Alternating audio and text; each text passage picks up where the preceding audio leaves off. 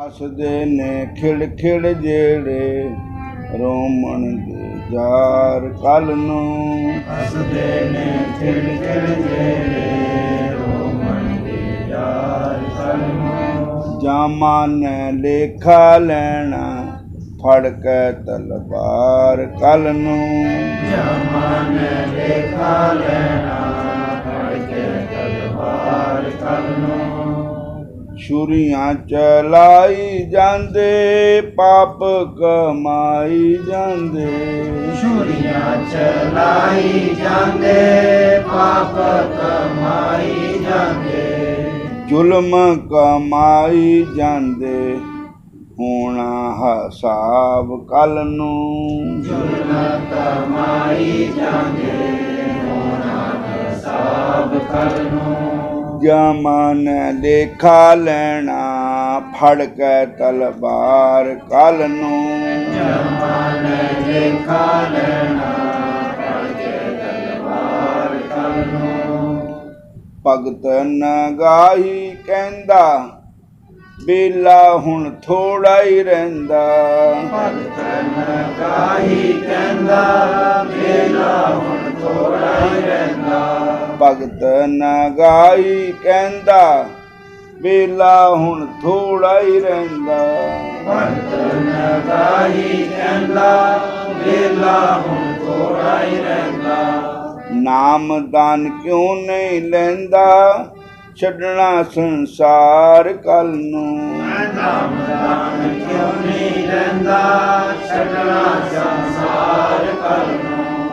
भजन च क्यों नहीं बहंदा छड़ना संसार कल नूं। भजन च क्यों नहीं बहंदा छड़ना संसार कल नूं।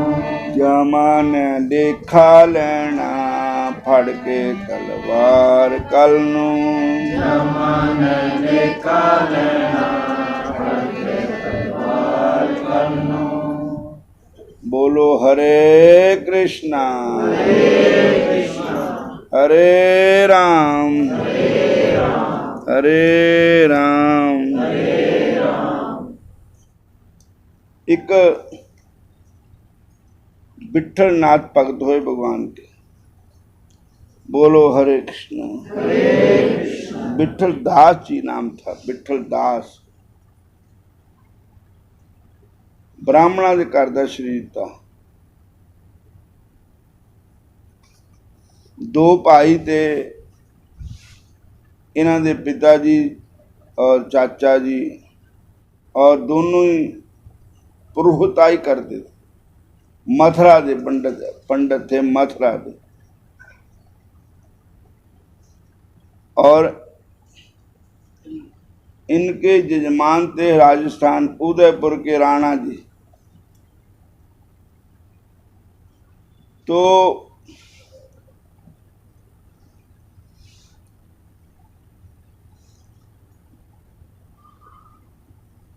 जो पैसा होता है ये बाप को बेटे का दुश्मन बना देता है, बेटा बेटे को बाप दुश्मन बन जाता है, भाई को भाई का दुश्मन बन जाता है। पैसा, औरत और जगह जमीन,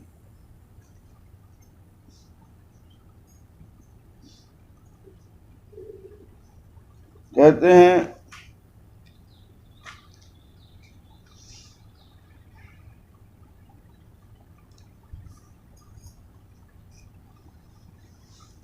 मथुरा में चतुर्वेदी ब्राह्मणों में दो ब्राह्मण भाई उदयपुर के राणा के पुरोहित थे। एक बार अपने धन का बंटवारा करने लगे तो उसमें दोनों लड़ पड़े। पैसे दे बंटवारे में दोनों भाई लड़ पड़े और दोनों सगे भाई ये प्रकाश से घायल हो गए। लड़ाई के पश्चात एक पहर भी जीवित नहीं रहने के अंतर दोनों की मृत्यु हो गई। पैसे दे विच वंडियाई विच दोनों भाई लड़के मर गए। बोलो हरे कृष्ण।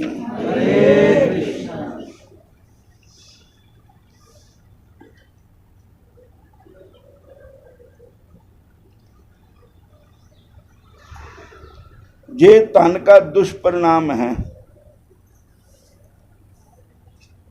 धन का नाम मात्र ही अर्थ है, वस्तु तस्तु है, ये अनर्थ है। जामे परे कोटि रोग है की व्याख्या। धन के लोभ में प्राणी ऐसा कौन सा अनर्थ नहीं कर देता है। जथा लोभ है सकल पाप का मूल, जैसे फल पीछे लागत है पहले लागत फूल। अपने सुत के काज कई दियो राम बनवास, भरता मरो भरत दुख पायो पयो जगत उपहास। वासुदेव तज सूरज उपासी सत्राजित मणिलीन। बंधु सहित भी निधन अपनो निंदा सब जग कीन। भगवत रसक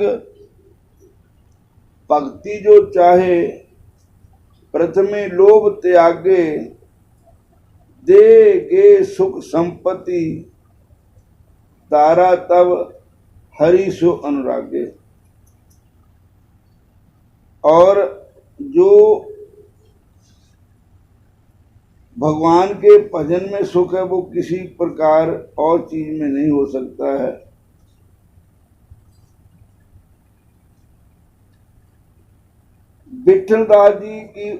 विठलदास जी के सामने दो सके भाई, इनके पिताजी और इनके चाचा जी दोनों ही आपस में लड़के मर गए। उस वेले इनकी आयु 12 साल की थी।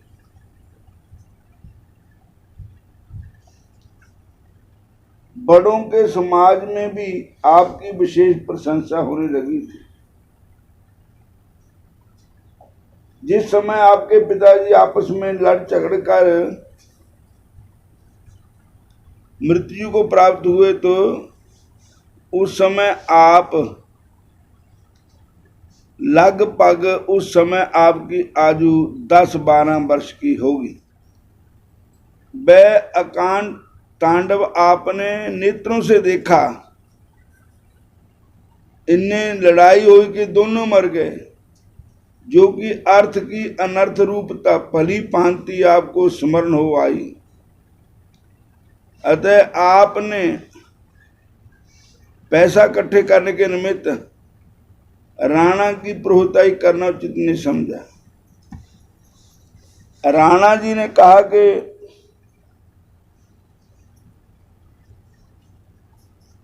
मेरे जो पुरोहित है वो थे मथुरा के चोबे ब्राह्मण हैं, पर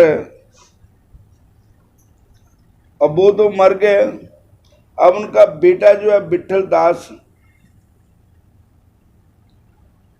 उसको मैं अपना पुरोहित बनाना है। तो इनको नफरत हो गई धन से कि मेरे सामने मेरे पापा जी मेरे चाचा जी दोनों इस पैसे की खातर लड़के मर गए। तो मैं हुण मैनू समझ लग गई कि ये जो पैसा है ये मौत का कारण है। ये पैसा जो है ये भजन में विघ्न पाने वाला है। इन्होंने उसी समय लोभ त्याग करके किसी महापुरुष के चरणों में जाकर के गुरु धारण कर लिया और नाम दान ले लिया और संत नहीं बने पर सत्संग करने लगे, संतों की संगत में जाने लगे और उधर उदयपुर के राणा जी की आदमी आते हैं कि आप पुरोहित बनो, हमारा जो कर्म कांड है आप कराओ, आप हमारे पुरोहित हैं कुल के, खानदान के।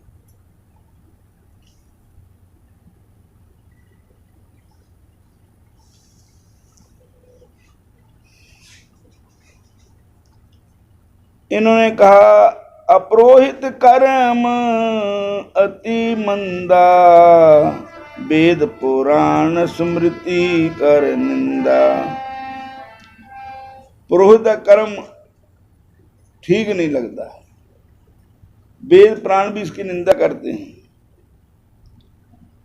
उससे भी राजा की पुरोहिताई जिसमें बलात् राजधान्य ग्रहण करना पड़ता है, जिसका शास्त्रों में विशेष रूप से निषेध किया गया है कि राजा के राजधन में जरूर कोई ना कोई पैसा ऐसा होता ही है। और अतः आपने राजा की पुरोहिताई करने का त्यागन कर दिया और इन्होंने कहा कि अब तो मैं, भगवान ने हमें मनुष्य शरीर दिया, दूसरा भारत देश में दिया, तीसरा मथुरा वृंदावन में दिया, चौथा ब्राह्मणों के घर में दिया। अब हमें इस शरीर का फायदा लेना चाहिए, भगवान का भजन करना चाहिए, ठाकुर जी का भजन करना चाहिए। तो इन्होंने संतों के संग मिल करके गए संग साधुन ले, बिन रंग रंगे सब, राणा उठ आदर धनी के पदराए हैं, किए जा बिछौना तीन शतन के ऊपर ले, नाच गाए आए प्रेम गिरे नीचे आए हैं। राजा मुख भयो सेत, दुष्टन को गारी देत, संत पर अंक लेत, कर मद ल्याए हैं। उप बहु पेंट करी, दे बाही पांत परी, पाछे सुध पही दिन, तीसरे जगाए हैं। अब ये क्या करते थे, ठाकुर जी के सामने नाचते थे, जैसे बापू कैलाशगिरी जी नाचते थे। और भगवान के कीर्तन में इतने मस्त हो जाते थे कि जिसको कहते लक्ष्मण मूर्छा हो गई। भगवान के भजन में भगवान का कीर्तन करते करते इसको ऐसा आनंद आ जाता था कि इनकी समाधि लग जाती थी। और भगवान कृष्ण के भजन गाने से, भगवान कृष्ण की कथा करने से, सुनने से, संतों के संग से इनको बहुत आनंद आता था। बोलो हरे कृष्णा हला भी राम संभाल थोड़ी तेरी रह गई है, हला भी राम संभाल थोड़ी तेरी रह गई है, हला भी राम संभाल थोड़ी तेरी रह गई है। वृथा कहूँ कौन से ओ मन की, बिरथा कहूँ नस्यो मन की लोभ ग्रस्यो दसो दिस तावत लोभ ग्रस्यो दसो दिस तावत आशा लग गई धन की थोड़ी यही रह गई है आशा लग गई तन की थोड़ी देरी रह गई है धन के हेत बहुत दुख पावत तन के हेत बहुत दुख पावत सेब करत जन जन की थोड़ी तेरी रह गई है सेव करत जन जन की थोड़ी देरी रह गई है हुण भी राम संभाल थोड़ी तेरी रह गई है हुण भी राम संभाल थोड़ी देरी रह गई है द्वार द्वार जो स्वान डोलत है द्वार द्वार जो स्वान डोलत है सुध नहीं राम भजन की थोड़ी तेरी रह गई है सुध नहीं राम भजन की थोड़ी देरी रह गई है मानस जन्म अकारथ खोयो मानस जन्म अकारथ खोयो लाज न लोक हसन की थोड़ी तेरी रह गई है लाज न लोक हसन की थोड़ी देरी रह गई है नानक हर जस क्यों नहीं गावत नानक हर जस क्यों नहीं गावत नानक हरि जस क्यों नहीं गावत नानक हरि जस क्यों नहीं गावत कुमत बिना शैतान की थोड़ी तेरी रह गई है मत बिना शैतान की थोड़ी देरी रह गई है हुण भी राम संभाल थोड़ी तेरी रह गई है हुण भी राम संभाल थोड़ी देरी रह गई है हरे कृष्णा भगवान के आगे नृत्य करना एक भक्ति के 64 अंगों में से एक अंग है। भागवत में भी एक श्लोक आता है बाग गदगदा द्रव्यते जिससे चित्तम। पंडित जी बोलो श्लोक। हाँ नृत्य, ऐसे भागवत में श्लोक आता है। और बोलो हरे कृष्णा। तो इन्होंने एकादशी के दिन व्रत करना विठल दास जी ने, और रात को जागरण करना। और जागरण भी ऐसा करना कि बस ठाकुर जी के भक्ति में मतवाले हो जाए, जिदा कि नशा कीता हुंदा ऐसे नाम के नशे में मतवाले हो जाते थे। बोलो हरे कृष्ण हरे कृष्णा। और राजा को इन्होंने इनकार कर दिया कि मैं वो नहीं करूंगा, पुरोहिताई कर्म नहीं करूंगा। तो राजा ने कहा कि अच्छा जे पुरोहिताई कर्म नहीं करोगे तो मैंने आपकी भक्ति की महिमा बड़ी सुनी है, आप हमारे चरण डालो महलों में आओ और एकादशी का व्रत हमारे घर में ही करो और जागरण भी हमारे घर में ही करो। तो कहते ठीक है।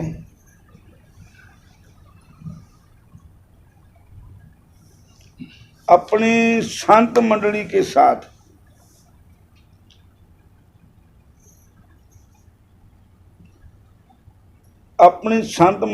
साथ ये उदयपुर चले गए राणा जी के पास। 2-3 दिन पहले चल गए काशी से। तो वहां कीर्तन होने लगा। तो कीर्तन में जे इतने विभोर हो जाते थे कि इनको पता नहीं रहता था। तो उसमें देखने वाले भी कई ऐसे होते हैं ना, वो कई लोग कहते हैं ले पखंड है बेहोश होए ते नाले होर इन्हों रब चक्कन आया बा। बोलो हरे कृष्ण। ये सब पैसे इकट्ठे करने का ढंग है, तेरा बन जाए ना। कई इदा भी कह देंगे ना, कई साधु संतां भी इदा कह देंगे। तो दो प्रकार के आदमी हो गए। राजा कहता भी ये सचमुच्ची बेहोश हो जाते हैं, सचमुच्ची इनको भक्ति का रंग चढ़ता है। नास्तिक लोग कहते हैं नहीं नहीं ये होर ना दस्यो चलाकी, साडा क्या नहीं चलनी कोई चलाकी। बोलो हरे कृष्णा। तो उन्होंने कहा भी सच्चे झूठे की परीक्षा करेंगे। तो जिसने काशी दी जागरण करना था, तो राजा का महल था 3 मंजिला। बोलो हरे कृष्ण। तो ऊपर मंजिल में इन्होंने कीर्तन रख दिया रात को, और कीर्तन करते करते विठल दास जी महाराज को ऐसी भगवान के नाम की भक्ति का रंग चढ़िया, तो बेहोश हो गए। बेहोश होते ही वो नीचे गिर गए और 3 मंजिल से थल्ले गिर गए। बोलो हरे कृष्ण।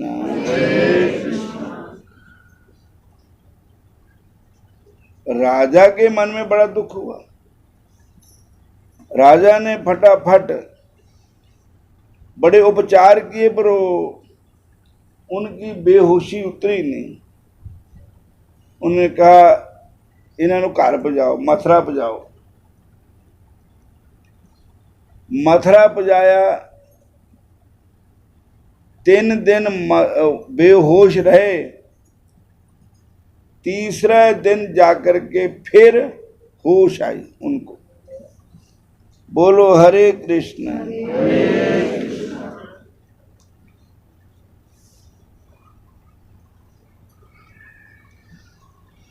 उठे जब माए ने जनाए, सब बात कही सही नहीं, जात निक से विचारी। और एक अचंबा ये हुआ कि तीसरी मंजिल से गिरे हुए प्राणी को बचना मुश्किल है, और मुंह पाट डिगता, मुंह टूट जाना, सिर टूट जाना, लत्तां टूट जानिया, पर लेकिन जैसे कि न फुल्लां पर ही रख ले, कोई सट चोट नहीं लगी। ठाकुर जी ने आप ही कृपा की। तो जब घरी आए तो वो देखा मैं किथे है। वो कहते तो तुम अपने घर ही पहुंच गए कि मैं तो उदयपुर था। तो कहने लगे ऐसे ऐसे बात हुई। तो राजा ने माफी मांगी और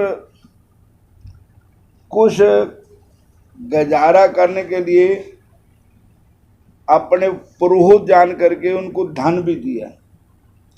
बोलो हरे कृष्णा। तब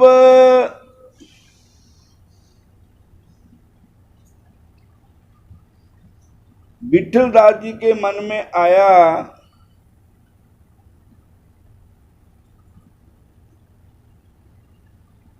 कि उन्हों का जो भाईचारा था ना, उन्होंने शरीका भाईचारा पंडित लोग जेडे थे, उत्थे भगती की बहुत कमी थी उन्होंने। बोलो हरे कृष्णा।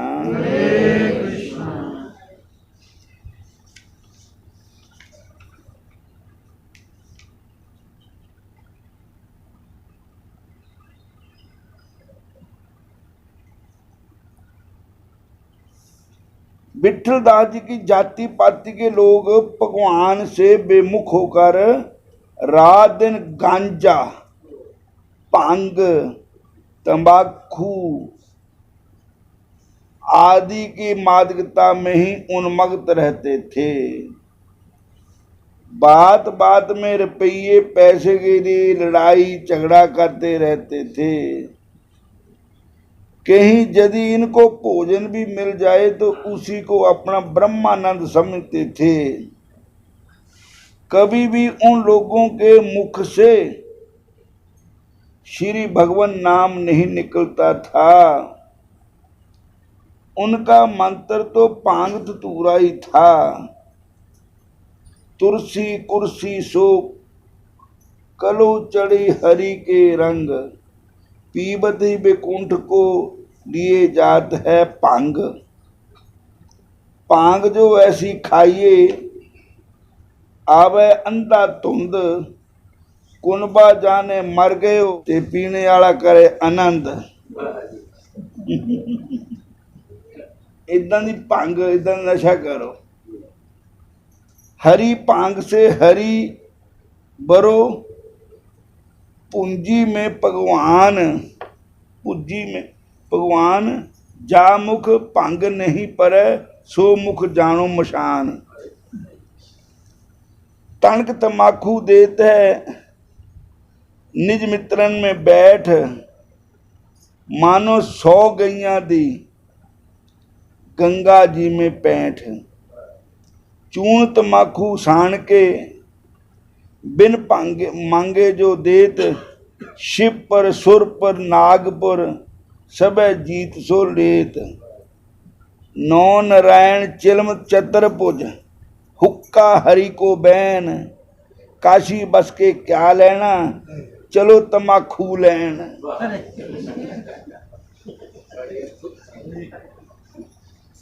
बोलो हरे कृष्ण।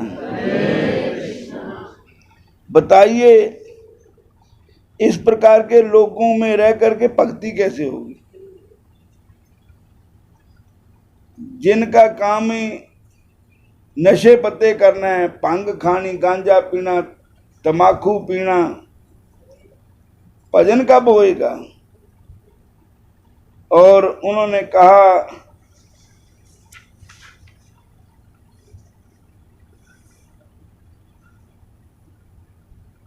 दिल्ली रोड, जहां से वृंदावन को रोड जाता है, दिल्ली से हट करके दिल्ली रोड छोड़ दिया, आगरा रोड छोड़ करके वृंदावन को रोड जाता है, उस जगह का नाम शटीकरा है।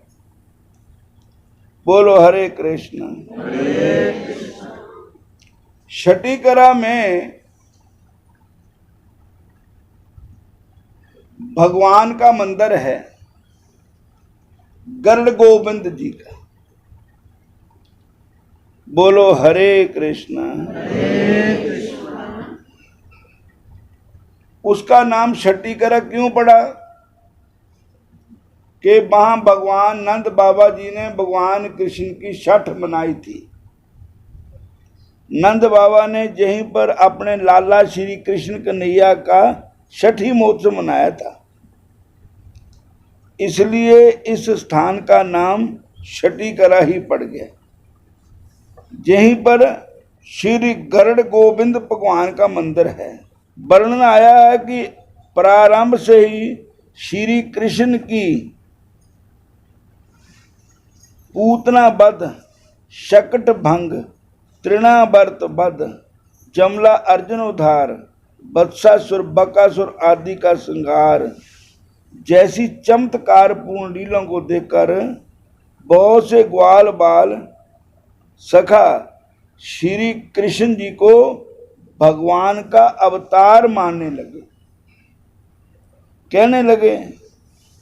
तब कुछ भोले पाले ग्वालों ने इसमें आपत्ति की कि कृष्ण भगवान नहीं है। कुछ कहते कि कृष्ण भगवान है, तो कहते कृष्ण जो भगवान होते हैं उनकी तो 4 भुजाएं होती है और वो चतुर्भुज रूप होते हैं और वे गरुड़ पर सवार होकर चलते हैं।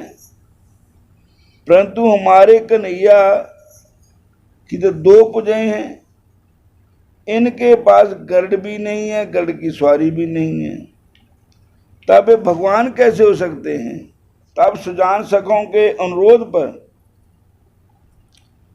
भगवान कृष्ण ने अपने भोले पाले प्यारे ग्वाल बालों सखाओं को परम दूर करने के लिए अपने ऐश्वर्या गरुड़ पर चढ़ करके और एक छठी कर आकार मैंने हाथ, छठी मैंने 6, उन्होंने कहा 4 भुजाएं, भगवान ने 6 भुजाएं बनाई। भगवान कृष्ण ने गरुड़ पर चढ़ के 6 भुजा साक्षात दर्शन दिया कि नारायण हैं, खुद भगवान है, ईश्वर है। भगवान ने उस रूप में दर्शन दिया उनको। हरे कृष्णा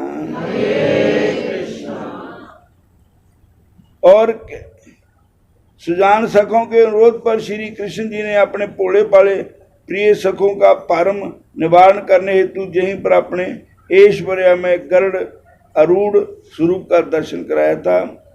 वे ही श्री गरुड़ गोविंद भगवान हैं।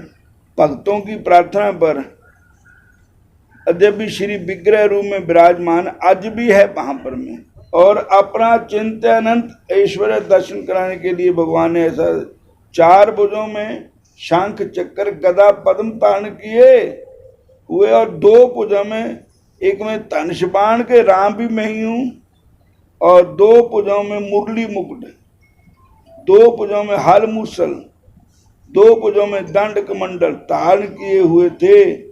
आपका अनंत दिव्य दर्शन है। आपके दर्शन मात्र से ही मन की वृत्ति श्री गरुड़ गोविंद भगवान में ही लीन हो जाती है। बोलो गरुड़ भगवान की, गरुड़ गोविंद भगवान की। ए छठी करा शहर बस गया, अब तो मंदिर है वहां पर में, जहाँ नंद बाबा जी ने भगवान कृष्ण का छठी महोत्सव मनाया था, और ग्वाल वालों को भगवान ने 6 भुजों में दर्शन दिया और गरुड़ पर सवार होकर के दर्शन दिया। भोले पाले ग्वाल बाल सब नतमस्तक हो गए। आज भी उसी रूप का दर्शन वहां होता है। और हुण इस कथा का भावार्थ है कि वो अपने सरीके भाईचारे तो निकल के विठल दास जी महाराज उस मंदिर में चले गए, गरुड़ गोविंद के मंदिर में। वहीं जाकर के रहने लगे और भगवान का भजन करने लगे। और वहां पर गरुड़ गोविंद जी जो इनकी माता और इनकी पत्नी भी वहां पर आ गई। फिर क्या था कि वहां पर एक थाली भोजन की मिलती थी इनको, तब एक से 2 तो मिलती नहीं थी। अब तीनों एक में खाते थे, मतलब तीनों को 3 हिस्से उस एक थाली के दिए जाते थे। बोलो हरे कृष्णा। और गरुड़ गोविंद भगवान का दर्शन करते, वहीं पर कीर्तन करते, और इससे अगली कथा पे कल सुबह को सुनाएंगे। हरे कृष्णा।